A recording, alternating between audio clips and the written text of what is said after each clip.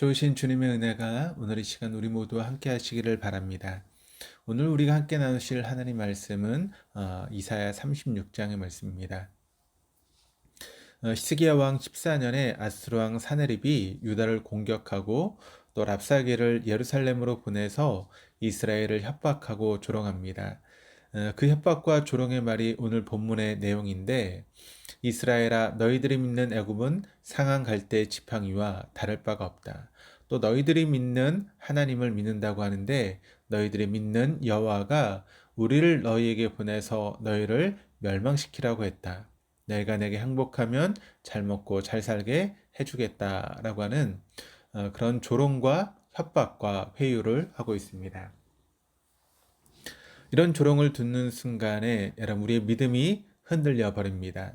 35장에서 하나님은 우리를 위해서 보복하며 갚아주시고 우리를 구하시고 또 맹인의 눈이 밝을 것이고 못 듣는 사람이 듣게 되고 저는 사슴이 뛰고 말 못하는 자가 노래하고 광야에서 물이 솟고 사막에서 시내가 흐르고 계속되어지는 35장의 내용과 같은 말씀을 들을 때에는 세상에 어떤 힘든 일이 있어도 주만 바라보고 살아야지라고 하는 결심을 가졌는데, 막상 세상에서 어려움을 겪고 또 조롱을 받고 협박을 받게 되는 경우에 마음이 흔들리게 됩니다.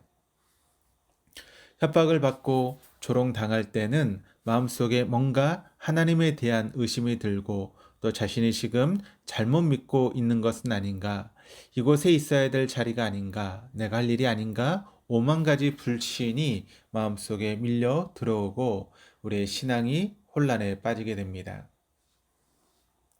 신자가 하나님만 바라보고 또 세상을 의지하지 않고 우직하게 사는 것은 세상이 볼 때 앞뒤가 꽉 막히고 조롱당에 마땅한 바보스러운 짓처럼 보이기도 합니다. 세상은 힘을 추구하고 힘이 최고이고 힘이 목적으로 되어 있는데, 신과는 아무 상관없이 설사 망하게 된다고 하더라도 하나님을 놓칠 수 없다는 믿음을 지켜 나가고자 할 때 믿는 사람들은 바보 취급받게 됩니다. 그래서 혼자 있을 때는 믿음으로 살겠다라고 하는 결심을 쉽게 할 수 있지만, 그 결심을 가지고 세상을 나왔을 때 믿음으로 살기가 참 쉽지 않습니다. 사단은 온갖 수단과 방법을 다 동원해서 하나님을 원망하게 만들고 떠나게 만듭니다.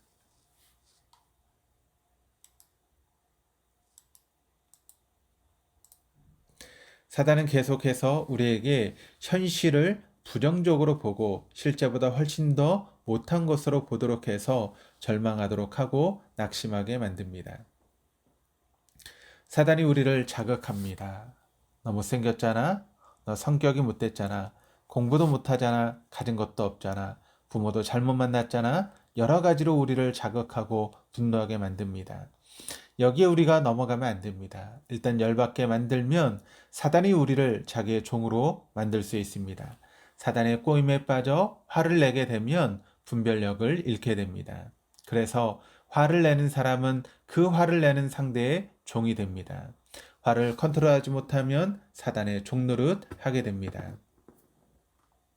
그러나 히스기야는 거기에 넘어가지 않았습니다. 그리고 하나님 앞에 옷을 찢고 굵은 베옷을 입고 여호와의 전에 나아가 기도했습니다. 하나님께서는 사단이 하나님의 백성을 유혹하고 공격하고 있음에도 불구하고 사단을 그냥 두시는 이유는 무엇입니까? 하나님은 사단의 유혹과 시험을 오히려 허용하고 계십니다. 그 이유는 우리를 흔들어서 확인하시기 위해서입니다. 대충 믿으면서 왔다 갔다 하고 입으로만 하나님을 부르고 자기의 잘못을 모르는 사람들을 드러내고 확인하시기 위해서 사단을 허용하십니다. 결국 사단으로 인해서 구별되는 것은 가짜와 진짜입니다. 하나님은 사단이 욥을 시험코자 했을 때도 그것을 허용하신 것은 하나님을 섬기는 믿음이 어떠한가를 드러내시기 위해서입니다. 그렇다면 오늘도 마찬가지로 신자된 우리에게 고난이 오고 유혹이 오는 것은 하나님을 섬기고 있는 믿음을 드러내시고 확인하시기 위해서 시험을 허락하시는 것이라 할 수 있습니다. 이 시험을 이기는 비결이 무엇입니까? 주님의 말씀입니다. 언제나 말씀 가운데 서는 것입니다. 말씀은 협박과 조롱을 당할 때뿐만 아니라 명예의 시험이 올 때도, 물질의 시험이 올 때도, 믿음의 시험이 올 때도 오직 주의 말씀만이 시험을 이기는 비밀 병기가 됩니다. 예수님께서도 시험이 올 때 말씀으로 시험을 물리치셨습니다. 그는 말씀에 순종함으로 하나님을 위해서, 온 인류를 위해서 하나님의 말씀대로 십자가에 목숨을 내어놓고 놓음으로 최후의 시험을 통과하고 사단을 물리치고 승리했습니다. 시험을 이기는 비결은 첫째는 기도요, 둘째는 말씀입니다. 신앙을 위해 목숨을 바치는 것은 자신의 믿음을 증명하는 최후의 시험입니다. 꼭 기억하시고 실천해서 최후의 시험에서 사단을 이기고 승리하는 믿음의 사람이 되어야 하겠습니다. 기도하시겠습니다. 하나님 아버지, 우리가 사는 세상에서도 잘해도 못해도 조롱을 당하거나 협박을 받기도 하고 비난을 받을 때가 있고 또 시험을 당할 때가 있음을 압니다. 사단의 시험에 빠져 끌려다니지 않게 하시고 시험 받을 때에도 정신을 차리고 당황하지 않게 하시고 이성을 잃고 화내지 않게 하시고 마음을 다스리고 지킬 수 있는 힘을 주시고 오히려 더욱 하나님을 가까이 하며 기도하게 하시고 말씀 가운데 굳게 서서 사단을 물리치고 승리할 수 있는 믿음을 더하여 주옵소서.